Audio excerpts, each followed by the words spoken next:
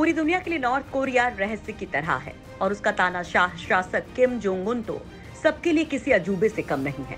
धरती पर शायद ही ऐसी कोई जगह बची हो जहां मार्शल किम जोंग की चर्चा नहीं होती हो। भारत के लिए तो किम जोंग उन हमेशा से एक हॉट टॉपिक रहा है।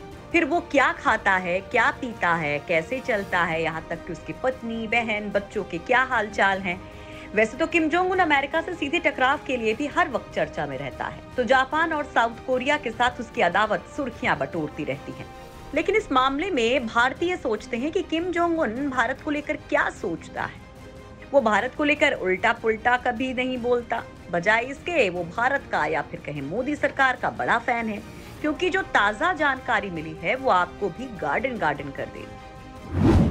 किम जोंग के देश में बजा भारत का डंका। पिछले दिनों भारतीय संस्कृति संबंध परिषद के अध्यक्ष विनय सहस्त्रबुद्धे ने बताया कि सरकार ने अब तक 60 देशों की स्कूली किताबों का अध्ययन कर ये जानने की कोशिश की कि वे अपने बच्चों को भारत के बारे में क्या पढ़ा रहे हैं। इस सिलसिले में अभी 150 स्कूलों की स्कूली किताबें खंगाली जा रही हैं। लेकिन जब इस मामले में उत्तर कोरिया यानी किम जोंग वाले देश के बारे में बात आई तो सब चौंक गए, क्योंकि अक्सर कहा जाता है कि वहाँ तो सिर्फ वहीं के नेता पढ़ाए जाते हैं, दूसरे देशों से उनको कोई मतलब नहीं है।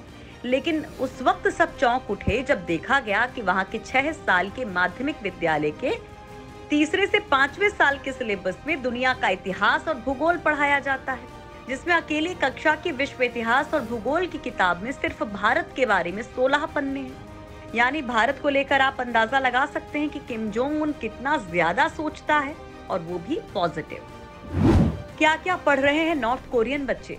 उत्तर कोरिया की विश्व इतिहास की किताब में प्राचीन राज्य नाम के चैप्टर में बताया गया है कि सिंधु घाटी में खेती की सिंचाई शुरू हुई और भारत के पहले गुलाम राज्य का गठन हुआ। शहरी सभ्यता विकसित हुई। इसके बाद प्राचीन सभ्यता गंगा नदी घाटी की ओर चली गई। प्राचीन भारत के दास स्वामी वर्ग ने अपने धन और राजनीतिक प्रभुत्व को बनाए रखने के लिए एक सख्त वर्ण व्यवस्था बनाई और इसे 4 वर्गों में बांटा गया। इस व्यवस्था ने भारतीय समाज के विकास को भारी नुकसान पहुंचाया। वहां की किताबों में से एक में पूंजीवादी शक्तियों का एशिया पर आक्रमण और जनता का आक्रमण विरोधी सामंत विरोधी संघर्ष नाम से चैप्टर है। इसमें ब्रिटेन का भारत पर कब्जा और सिपाही विद्रोह के बारे में बताया है। लिखा है कि अंग्रेजों ने भारत को लूटने के लिए 1600 में ईस्ट इंडिया कंपनी बनाई और रियासतों के बीच फूट डालकर उन्हें नीच तरीके से जीता। वहीं 1857 के विद्रोह को अंग्रेजों के खिलाफ भारतीय जनता का राष्ट्रव्यापी विद्रोह बताते हुए कहा गया कि भले ही नेतृत्व की अक्षमता और विश्वासघात, विद्रोह के स्थानीय फैलाव, अंग्रेजों के फूट डालने की नीति से ये विद्रोह फेल हो गया, लेकिन अंग्रेजी शासन को घायल करने के बाद में इसने आजादी के आंदोलन पर बड़ा असर डाला। इन्हीं कक्षाओं की किताब में विभिन्न देशों में क्रांतिकारी आंदोलन का विकास नाम से एक चैप्टर है। इसमें आजादी का आंदोलन और गांधी जी हैं। इसमें लिखा है कि अक्टूबर की समाजवादी क्रांति के बाद कई एशियाई देशों में क्रांतिकारी आंदोलन तेज हो गए। भारत में अंग्रेजों के खिलाफ संघर्ष और बढ़ गया। मार्च 1918 में बंबई के कपड़ा मिल मजदूरों ने बड़ा प्रदर्शन किया, लेकिन असंगठित होने के कारण क्रांतिकारी संघर्ष के अगुवा नहीं बन सके। उसके बाद आंदोलन गांधी जी और भारतीय राष्ट्रीय कांग्रेस ने चलाया। गांधी जी के अहिंसक सविनय अवज्ञा आंदोलन और जलियांवाला बाग हत्याकांड और अंग्रेजों के क्रूर दमन के बारे में भी बताया गया है।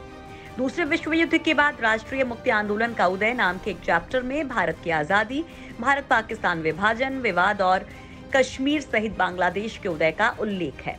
वहीं कक्षा 9 की भूगोल की किताब में एशिया महादेश नामक चैप्टर में लिखा है कि भारत एक बहुजातीय और बहुभाषीय देश है जो विश्व में अनाज का प्रमुख उत्पादक है। यहाँ धार्मिक रीति रिवाजों के अनुसार गाय को महत्व दिया जाता है। भारत विकासशील देशों में अपेक्षाकृत विकसित उद्योगों वाला देश है। इसमें लिखा है कि आजादी के बाद बिजली, इस्पात और मशीनरी उद्योग विकसित हुए तो इलेक्ट्रॉनिक्स, विमानन और परमाणु ऊर्जा जैसे नए उद्योगों की स्थापना हुई। हाल के वर्षों में यहाँ सॉफ्टवेयर प्रौद्योगिकी तेजी से विकसित हो रही है। उत्तर कोरिया के स्कूलों में अपने देश के बारे में जितना भी पढ़ाया जाता है, उसके पीछे बड़ी वजह यही है कि अमेरिका के सबसे बड़े इस दुश्मन देश के भारत से संबंध हमेशा ही दोस्ताना रहे हैं। भारत से क्यों खुश है किम जोंग उन। भारत के उत्तर कोरिया से वैसे तो कोई खास रिश्ते नहीं हैं, लेकिन उत्तर कोरिया भारत को कितना महत्व देता है ये हाल ही में पता चला था, जब भारत के राजदूत अतुल एम गोत्सर्वे ने तानाशाह किम जोंग उन को एक बधाई संदेश भेजा था। बधाई संदेश बेहद सामान्य प्रक्रिया का हिस्सा था, लेकिन देखते ही देखते नॉर्थ कोरिया में ये चर्चा का विषय बन गया। भारतीय राजदूत के संदेश को न केवल उत्तर कोरिया के सरकारी अखबार में जगह दी गई, बल्कि टीवी पर भी उसका प्रसारण किया गया, वो भी प्राइम टाइम बुलेटिन्स में। बताया जा रहा है कि दुनिया से कटे उत्तर कोरिया में ऐसा बहुत कम होता है कि किसी विदेशी राजनयिक के संदेश को इतनी तवज्जो दी गई हो। उत्तर कोरिया के सरकारी TV channel national television of north Korea पर प्राइम टाइम में न केवल भारत का बढ़ा चढ़ाकर जिक्र हुआ, बल्कि भारतीय राजदूत के संदेश को पूरा पढ़ा भी गया, जैसे वो पीएम मोदी का कोई स्पेशल मैसेज हो। भारतीय राजदूत अतुलम गुत्सर्वे ने किम जोंग उन को मार्शल बनाए जाने के 8 साल पूरे होने पर उन्हें बधाई संदेश भेजा था। भारत निभा चुका है बड़ी भूमिका। कोरियाई प्रायद्वीप में शांति की स्थापना के लिए भारत ने लंबे समय से बहुत महत्वपूर्ण भूमिका निभाई है। कोरियाई युद्ध के समय भारत के एम्बुलेंस यूनिट ने 2,20,000 लोगों का इलाज किया था। हालांकि उत्तर कोरिया के इंजीनियर्स पर भारत में हैकिंग के आरोप लगते रहे हैं। कई बैंकों को निशाना बनाने के साथ ही नॉर्थ कोरिया के हैकर्स और वहां की आईटी टीम पर कई बार भारत के इसरो और न्यूक्लियर पावर प्लांट्स के सिस्टम्स की हैकिंग के आरोप भी लगते रहे हैं।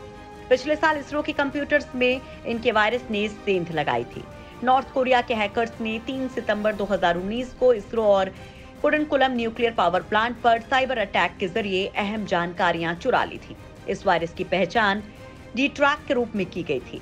कुडनकुलम प्लांट में लगाई गई सेंध की जानकारी 28 अक्टूबर को तब सामने आई जब एक online malware scanning service virustotal.com पर प्लांट के डेटा को दिखाया गया। 29 अक्टूबर को कुडनकुलम परमाणु ऊर्जा परियोजना ने कहा कि संयंत्र के एकमात्र नियंत्रण प्रणाली पर कोई साइबर हमला संभव नहीं था। हालांकि अगले दिन nuclear power corporation of India limited ने स्वीकार किया कि प्रशासनिक उद्देश्यों के लिए उपयोग किए जाने वाले इंटरनेट से जुड़े नेटवर्क में एक संक्रमण था और कहा कि इस मामले की जांच डीएई विशेषज्ञों द्वारा तुरंत की गई थी। इससे देश के बड़े संस्थानों और सरकारी विभागों में साइबर सिक्योरिटी को लेकर गंभीर चिंता पैदा हो गई थी, क्योंकि देश की खुफिया जानकारी जुटाकर देश के पूरे सिस्टम को पंगु बनाया जा सकता है। देश के लिए बड़ी चिंता की बात ये थी क्योंकि स्पेस और न्यूक्लियर टेक्नोलॉजी और रिसर्च में काम करने वाले वैज्ञानिकों के ईमेल आईडी को निशाना बनाया गया।